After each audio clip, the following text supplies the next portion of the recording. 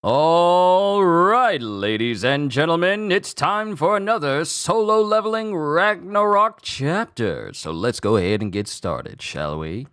Yo, peoples! Kyushu92 here. Welcome back to Solo Leveling Ragnarok. A lot of things happened in the last chapter, but one of the most important things that basically happened was, while Suho and his group were going through a whole dungeon to get stronger, he now realizes that he can see the levels of his companions, with Essel being 19 and Gray being 17. So everyone is progressively getting stronger, although Essel and Gray are not able to see their own levels. That's one thing that's happening. So, when they're done training and they get back to the Shadow Dungeon, a gate opens up. One saying, like, you need to cleanse the corruption. So they decide, you know what? Let's go through it so we can get even stronger. But what happens is, they go through this gate and somehow end up in Egypt.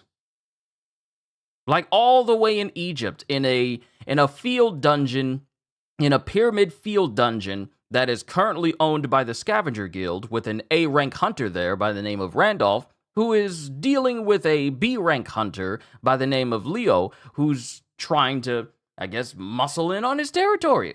And you know, there's an altercation that looks like it's about to ascend to just full-on knockdown dragouts for, in Randolph's own words, if you proceed any further, this will be seen as a declaration of war. However, before that happens, Suho comes in, because apparently that's where the gate has transported him, and he's speaking to them, but he's speaking French.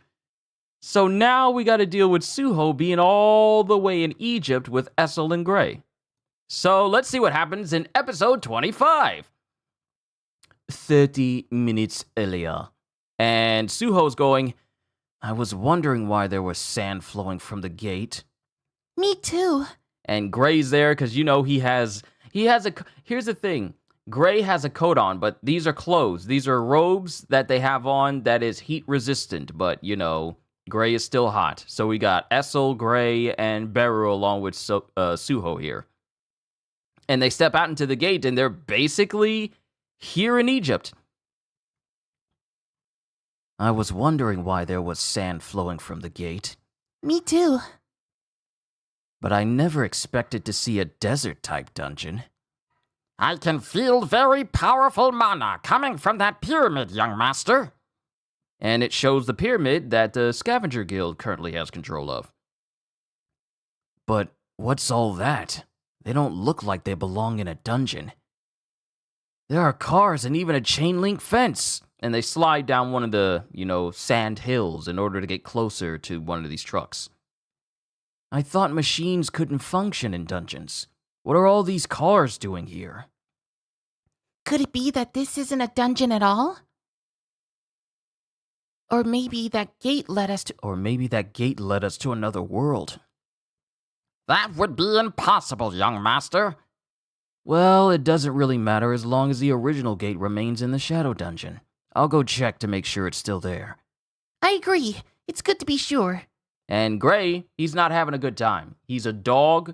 He is basically, well, he's not even a dog. He's a beast with lots of fur. With a robe on, which should mitigate heat, but he still got fur on, so, he's out in the desert. Dude is burning up. Now, if he were in a snowy area, he'd be just fine. But here, sweltering.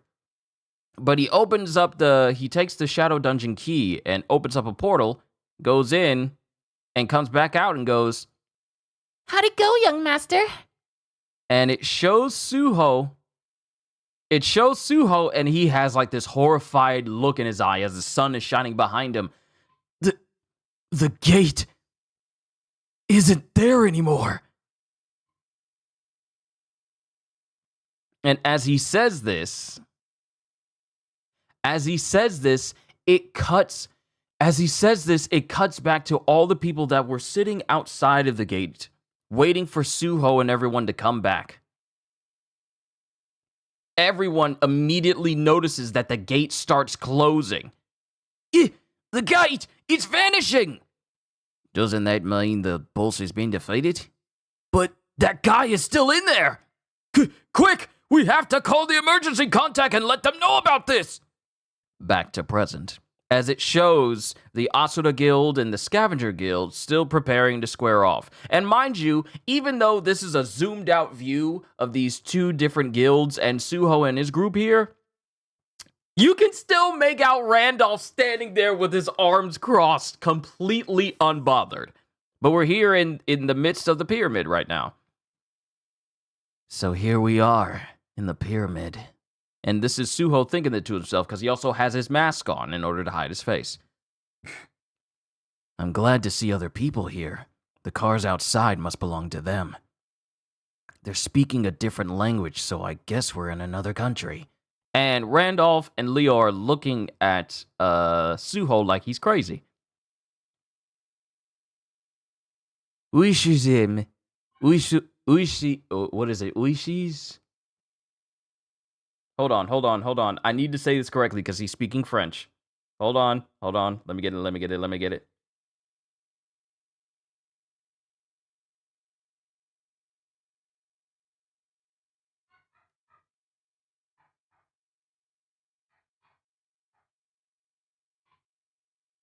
Oui suis-je? Oui suis-je?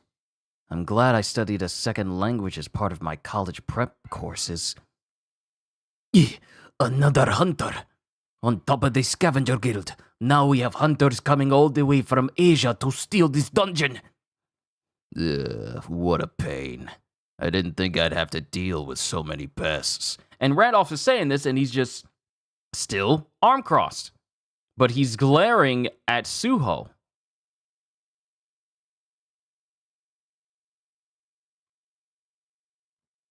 Oh no! Oh no! It's him! It's the greatest! It's him! Oh! One of my favorite characters! He's here! Or at least he's thinking back to what someone said to him. We don't even get this person's full face. Ah! We don't even get this person's. Now, I already know this chapter solid because it got me out of my chair. We haven't seen this character ever since the world reset. But this character from the original timeline has been one of my absolute favorite characters in the entire series. Big man. Burly chested. Always wearing an open shirt. Long flowing hair. Big old massive beard. Tattoos everywhere. One of my favorite characters, the voice from my original read-through of Solo Leveling. I love this dude. I recognize that burly chest anywhere. That is the chest of Thomas Andre! Woo! It's a good Saturday. But Randolph is just thinking, the Elder has given her prophecy. The life that breaks through its binds to be reborn from death shall appear at the grave with the power to raise the dead. And this is the man. And he's speaking to Randolph back then. We get a flashback of the man. He's the main man. Thomas Andre is the Lobo of Solo Leveling. I love Jin. Jin is top tier. But right underneath him, Thomas Andre. A pyramid-shaped field-type dungeon appeared in Egypt right after she gave this prophecy. The pyramid is an Egyptian grave and it represents death. This can't be a coincidence. This is the surfer dude voice I gave him in my original one. I am not deviating. This can't be a coincidence. Get me the rights to that dungeon so I can lead a raid there after I finish my business here. What would you like us to do if another guild tries to interfere? Do you really need to ask? And Andre just takes, it's Thomas Andre! He just takes his shades down and you see his glowing red eye going, do you really need to ask? Deal with it like the scavenger always does. And then we cut back to the present with Randolph. Hey, you. If you're here to claim this dungeon, I'll give you one last warning. Dungeon? So this was a dungeon after all. If you turn back now, I'll let you leave this place alive. He's being pretty hostile. If this is a dungeon, I have to claim it so that I can at least clear my urgent quest. And then Suho continues. And if I refuse? It's simple. As Randolph unfolds his arms, and there's a clacking sound, and Randolph immediately grabs his sword and goes, it's simple. You die. As he brings a sword. No, that's not even. Is that a sword or is that a hammer? Is dude rocking a hammer axe? That's a hammer. This dude is a hammer main. He and I are going to get along just fine. I main hammers in Monster Hunter. This dude's got a hammer. And both Gray and Essel respond in shock. And even Leo's surprised that Randolph immediately tries to go for Suho. And all we see is just this big old massive whoosh and a crack sound. But Randolph is looking as Suho easily dodged it and goes, you're the one who attacked first. Remember that. And proceeds to punch Randolph square in his chest. My strength stats have gone up, so I can't tell how much damage I've caused. I aimed for his armor, so hopefully it's not fatal. And he's standing here while, Randolph is a very big person. And he's looming over Suho, who's just sucker punched him in his torso. I aimed for his armor, so hopefully it's not fatal. And it shows Randolph, and he's gritting his teeth, and his eye is actually, one of his eyes is glowing right now. You brat! As he proceeds to, I can't tell if he backhand or just straight up punch Suho directly in the head. Huh? And he sends Suho flying into the distance. How dare you look down on me?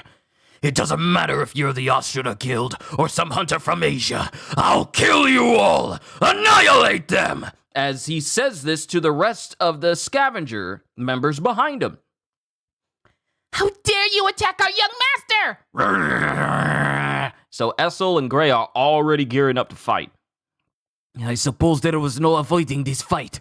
As Leo and his group gets ready too. And then Suho gets up after being, knocked back by Randolph. And he just goes, oof. Just straight up OOF. Just straight up oof. Are you all right, young master? Yeah. Does this mean I have to fight other hunters? I guess I need to win this battle if I want to clear my urgent quest. And it shows the Scavenger Guild going up against the Asura Guild. If you want to raid this dungeon, it appears we'll have to fight, young master. Okay, so the guild with the armored man is definitely our enemy.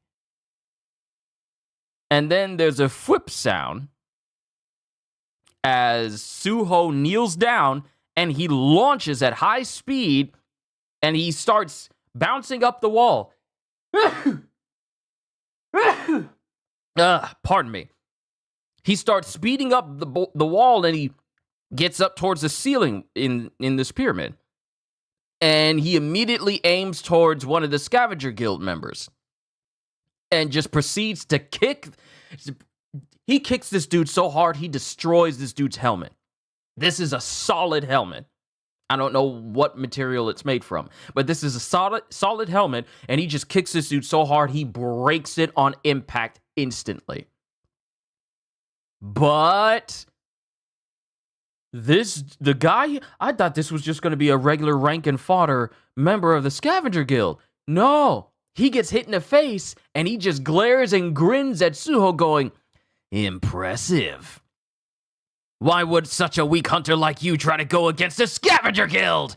And this is just a regular member of the Scavenger Guild. This is just a regular member. And he's clashing with Suho. We're not even at Randolph. The weak should know their place and do as the strong tell them to do. I'm trying to knock him out, but he just won't go down. Just how tough are these guys? Then we get a clenched fist. Will it be okay to use the commander's authority to fight a human being? Because remember, he learned how to use Commander's authority as part of his own physical attacks to not only increase his blows, but also attack from a distance that doesn't necessarily facilitate slashing damage. This is impact damage. So now he's thinking, should I use this against a human? Because he's never done it before. He's always been fighting monsters, but he's never used his powers, like the full extent of his Commander's authority, against other humans. He's just either kicked them in the face or just used... Yeah, he pretty much just kicked regular humans in the face. It was monsters that he would just eviscerate. So he's now thinking, should I use this against a human being? What if I end up killing him? And Suho momentarily hesitates, which allows the guy to quickly slash towards... Oh, no. I thought the dude was about to slash Suho, but no, it was Leo from the Asura Guild who slashes this dude through the back of his neck. Now, if he didn't slice through the spine, this dude is on bed rest for forever. But Leo comes in and the dude is dead. He just decapitated this guy. He just decapitated this guy easily. You can tell because the dude's eyes, the light leaves his eyes. It starts to fill up with blood, and then you just see the blood spray up from where his neck is. That guy is dead. And then Leo lands in front of Suho and goes, Thank you. I saw how skillfully you dodged Randolph's strike. So why did you hesitate just now? Are you too scared to commit murder? Magical beasts aren't the only danger that we hunters face. You must be prepared to defend yourself from dangerous people as well, like the lizards and illegal registrants. Prepared? As he looks at a human body dead in front of him. I thought I was fully prepared to risk my life in battle, but was that not enough? See, what Suho hasn't experienced is an instance where he needs to choose between killing another person or risk dying. Jin went through that when Hwang Dong-suk tried to kill him and Jinno.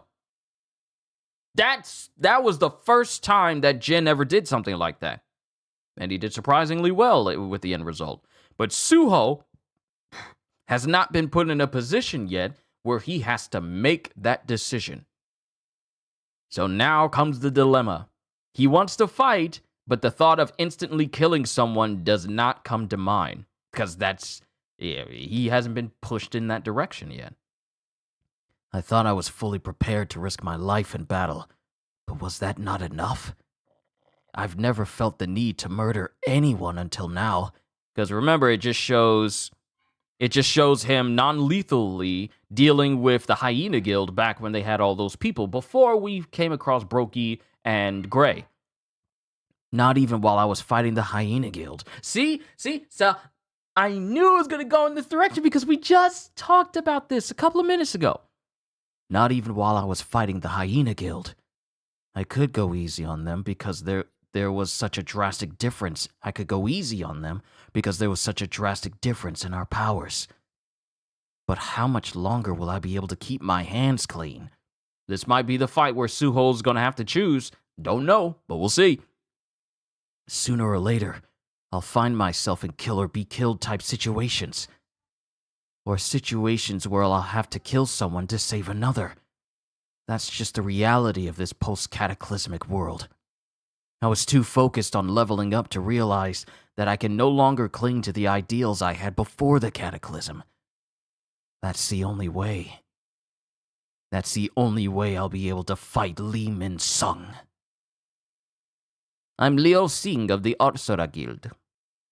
The Scavenger Guild has been giving us quite a hard time, so how about we forge an alliance? And as he's saying this, someone comes up right behind him. And then we get like a power-infused fist that shoots towards Leo, but goes past him as Suho takes every ounce of strength he has and just embeds it in the face of one member of the Scavenger Guild. You know you hit somebody hard in their face when all of their facial details are just shown to have a crumpled up, indented area, wrinkled, just around here. Just, you are burying their face in their face. He just broke this guy's face, and then he just bodies him and sends him flying. Skill. The Commander's Authority Level 2. Active skill. No mana required. The user can physically manipulate objects without touching them. May cause fatigue depending on how it is used. No more hesitation. And it shows the Scavenger Guild member falling towards someone's feet, and I imagine these feet belong to Randolph. And Suho messed this dude up. Because these dudes got tons of teeth missing, and he's barely gasping for air. His eyes have completely whited over. He's coughing and gasping. Our B-rank tanker was taken out by just a single blow. And that's when Randolph starts smiling. Interesting. My name is Suho. I'm from Korea. I'll accept your offer. Let's form an alliance. To be continued. Woo! Woo! Okay. Oh my goodness. So, 1-1. We just got our first look of Thomas Andre. Now, Mihai, good to see you, and Zakuruga, good to see you as well. Oh my goodness, let me see. This little arc will be awesome. It's chapter 25, the latest chapter on the site you read on Ashura Comics. It's up to chapter 37, and the translation is a little bit different. I'll explain that.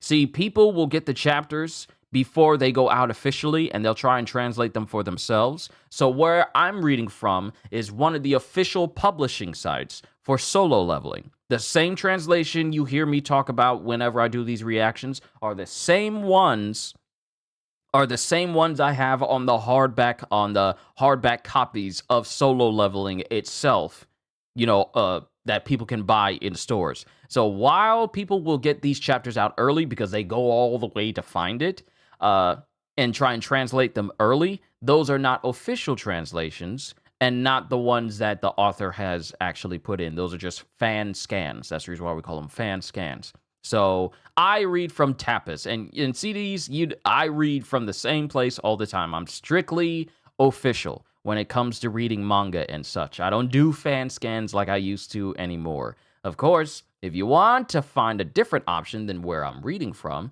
then just look up Solo Leveling Ragnarok Chapter 25. It'll bring up plenty of choices. Just know that while the images will be the same, the wording will be different because I'm reading the official translation.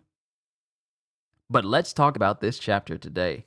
We just got our first look at Thomas Andre, one of my absolute favorite characters from the original run of Solo Leveling.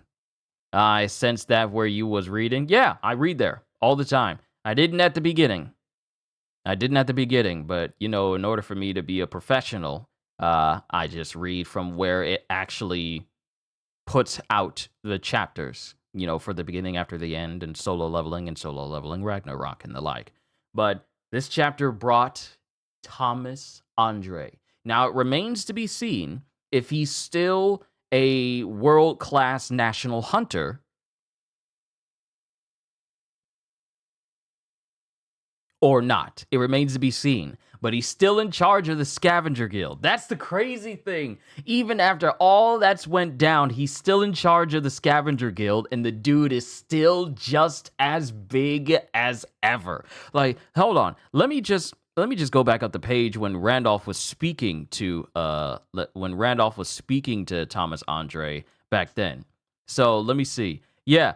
So Thomas Andre is chilling on like a lawn chair on a beach somewhere. This has got to be like a condo for himself. He's just chilling out on the beach on a balcony of a condo.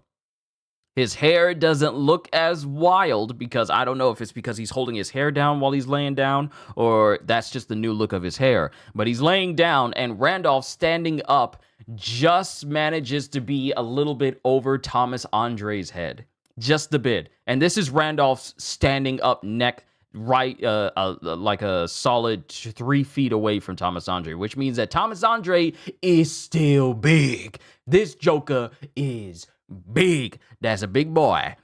But we get Thomas Andre saying a pyramid-shaped field-type dungeon appeared in Egypt right after she gave this prophecy. Must be speaking about Lady Selner, because Thomas Andre has always spoken well about Lady Selner back in the previous story. So this has to be Lady Selner talking about, the appearance of death once again. The power of the Shadow Monarch making its way throughout the world. Something that Selner was very much well aware of, even more so when she spoke to Jin the very first time. So we get Thomas Andre, but we don't get his full face yet. We just get his big old goatee, his big, gigantic, 5-foot wide chest, and his tattoos, and we get his glistening red eye underneath his trademark shades. Oh, I can't wait to see this guy in full when he shows up. Wait, I know I'm far behind. I thought Jin renewed the world. The only one who broke it was Wu Jin Chul. No. So here's the thing. You are, in fact, behind, because a lot has transpired that made this a world of hunters once again. So while Jin basically reset the world and made it so that there is no magic in the world whatsoever, due to the monarchs, trying to make a move on the world and trying to destroy it, the rulers themselves, the absolute being that used to, preside over this universe in the world of solo leveling, the one that Ashbourne served when he was a ruler, and the one that gifted Ashbourne the power of the shadows and basically necromancy and becoming the Shadow Monarch way back when. Yeah, so where we are right now is Jin is fighting a whole host of those absolute beings because there is more than one. So what has happened is that due to their machinations, this has become a world of hunters and magic and monsters once again. There's no monarchs here to ruin this, but it's the absolute beings who are doing it.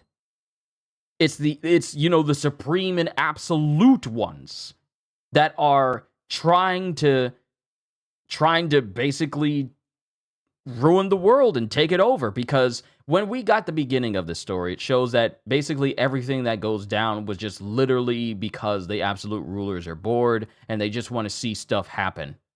That's really the reason why the worlds ended up the way they did with the monarchs beforehand.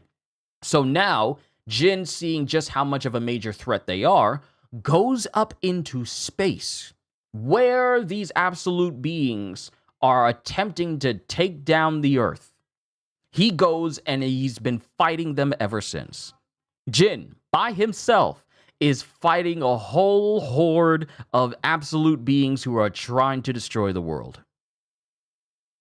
And that is where Jin has been. But because interdimensional travel is so strict, the greater your power, the harder it is for you to return to the Earth. So Jin is basically stuck up there fighting these rulers because he is just too powerful to come back. So Igris by his side, we don't know. We don't know who all is with Jin. We know that Beru is here on Earth. He's on Earth because, he's basically like the right-hand man of Suho. He's always been. The same way that Igris has always been the right-hand man of Jin. But that's where Jin is right now. Also, Cha Hae-in, nowhere to be found. We don't know where she is. Can't wait to delve into that when we start to focus on that. So that's what's happening with Jin. Jin is outside, is just interdimensionally fighting these beyond dimensional beings on his own. And Suho, having inherited the power of basically his father, he's working on getting stronger so he can join his dad so they can both take on the absolute being so his father isn't fighting alone. But the difference between Jin and Suho is that Jin basically just got strong all on his own and just kept endlessly increasing his power and his army with, the fully realized power of Ashbourne. So that's Jin. That's where his power is. That's how strong he is. He just is. So now we have Suho, who's inherited that same power. However, he has companions. Remember, she is part of the Brilliance of Light as well. They could have gotten in touch with her. I think you're thinking of Go Gun Hee. I don't remember that. I don't remember that at all. But we'll touch on that later. We'll touch on, not now. We'll touch on that a little bit later. But it's not that easy. It's not that easy because no one's been able to get in contact with her.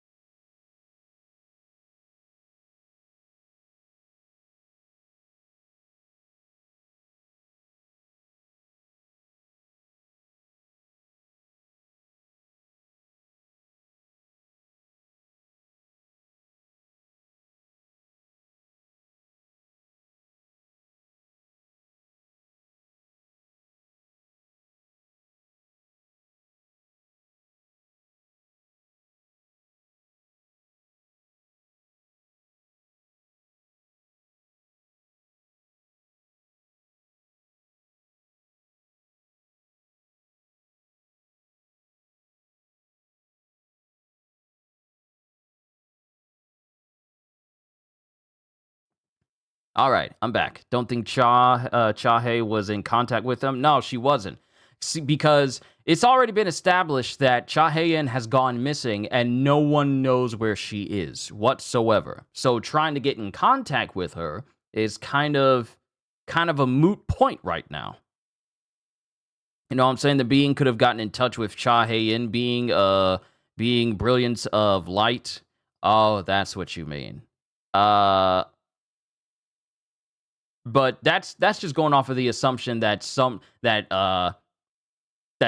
of the Brilliant Light got in contact with her, but we got no evidence to point towards that. Not at the moment. His powers was like a light powers. Oh yeah, you're meaning like world hunters like Thomas Andre and Go Gun Hee. Yes, they were fragments of brilliant light, but we don't know where that sits with people in this world. And nor do we know where everyone's strength lies with all the powers that they had in the previous world. But we're getting off topic here. So all that has happened, but Suho has a different type of power that enables him to gain companions and bond with them in ways to gain even more power that even Jin didn't do previously. With Jin, he just became stronger so that he could be the strongest so that he could protect everything and everyone that he loved. He didn't really prioritize trying to build bonds with companions to grow power from that. Suho, however, has that opportunity. And thus, when he got Gray, he gained access to a power that allows him to combine, the powers of himself and Gray and gain a new form that's even more powerful. And now he has to gain companions from all of the previous other monarchs as well. The heirs of these monarchs. We already got the heir of the Beast Monarch with Gray, and we got the heir of basically the Demon Monarch of Baran, which is essentially Essel right now, because she's basically the only royal left that still serves Jin while all the other demons in the demon realm tried to, usurp them because Jin hadn't returned in so long. So we still got many companions going forward for Suho to bond with, gain as allies, them to grow stronger, and for their bond to grow stronger so Suho can gain more power on top of what he has of the Shadow Monarch's power that he already has access to.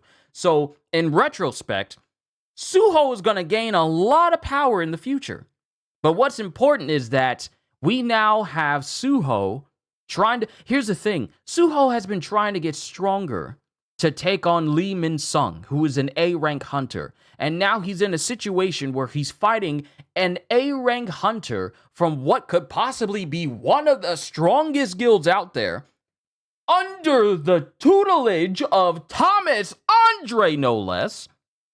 And he's fighting Randolph, who is an A-rank hunter.